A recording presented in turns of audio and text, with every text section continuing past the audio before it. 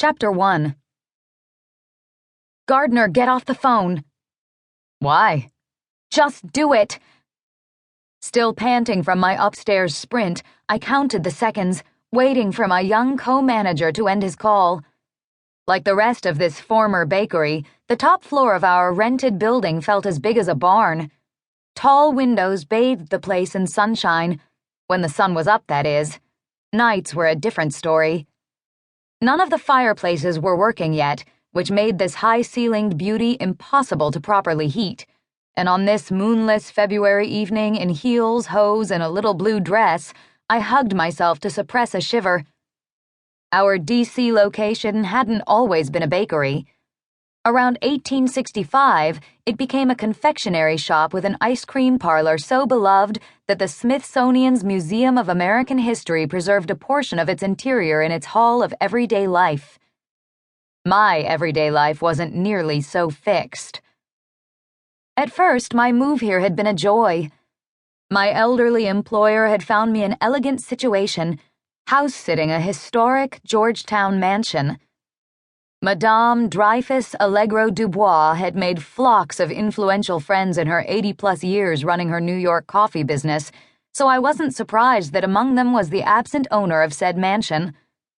Madame had even bunked with me for a few weeks to help us open our D.C. doors and cut some red tape for a temporary liquor license. Then she headed back to New York, and for the next 2 months, I settled into a routine with my co-manager, a talented African-American jazz musician named Gardner Evans, who'd worked for years as a part-time barista in our New York shop.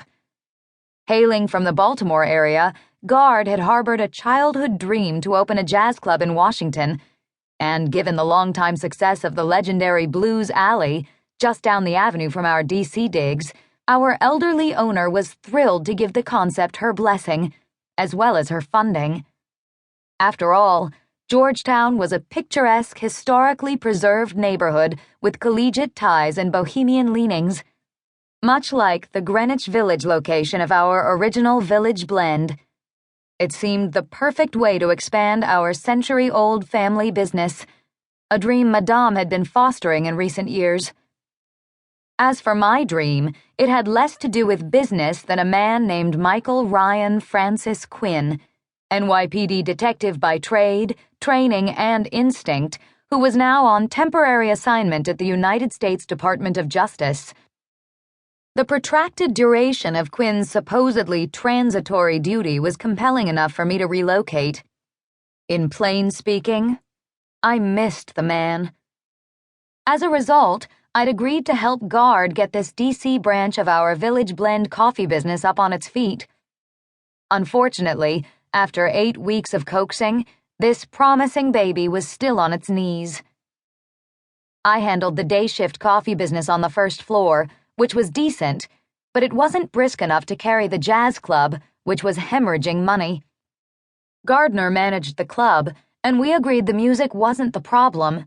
It was the food. One recent devastating print review and a dozen online reviews concurred. That's why he'd asked me to stop by this evening and evaluate the menu issues, which I'd been doing, table by table, until I spotted the man with the gun. Keeping my cool, I moved slowly to the stairs and raced up them. Now I stood before Gardner in our small office on the 3rd floor. He and I shared the space.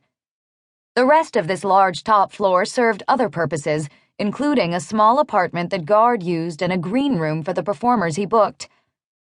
At the moment, however, I regretted the floor plan didn't include an armory. Okay, talk to me, Gardner said, putting down his phone. What's up? I think we're about to be robbed. What? His espresso-hued eyes went wide. Have you called the police? No. Why not? Because nothing's happened yet. Then what makes you think... Remember that holdup in the news last week?